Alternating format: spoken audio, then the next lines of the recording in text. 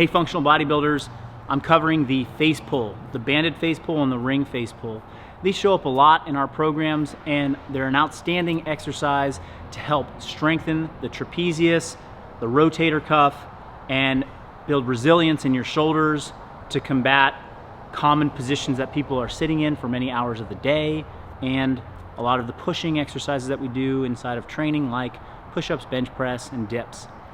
Some things that I like people to think about when they do this exercise are, there's a lot of different ways to do it in terms of like exact positions. There's no perfect way to do it, but one cue that works really well is as you pull back, turning the back of your hands towards your head.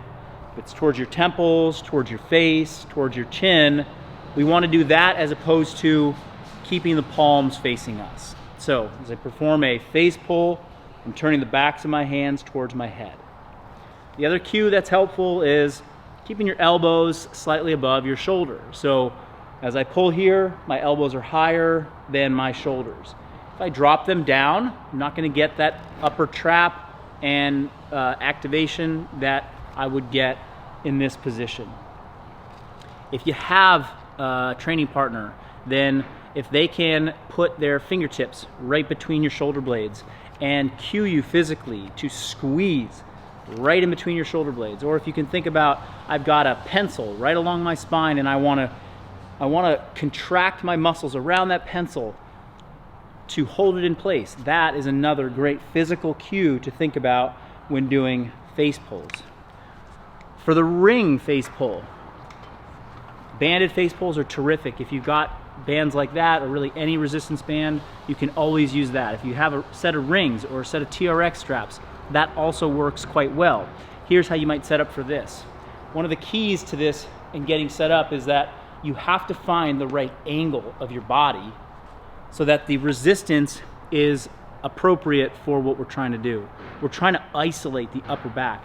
If I make this really hard and I really get my body weight hanging from these rings, it's gonna be too hard for me to execute this movement with the isolation that I want on the rotator cuff and the traps. So I'm gonna set my ego aside, keep my body very vertical, okay? Not a lot of tension, and I'm working on the same movement mechanics. Elbows high, back of the hands towards my head, pinch between my shoulder blades, and back down. And up at the top, where I'm in the least advantageous strength position, the load is very light because I'm almost standing up totally vertical. And at the bottom, there's a little bit more load on my shoulders and my arms. So that works quite well for a face pull. Next time you got this in your training, remember, turn the back of the hands towards the head, keep the elbows slightly above the shoulder. Think about pinching between your shoulder blades. I hope that helps. If you got questions, drop them in the comments below. We'll see you next time.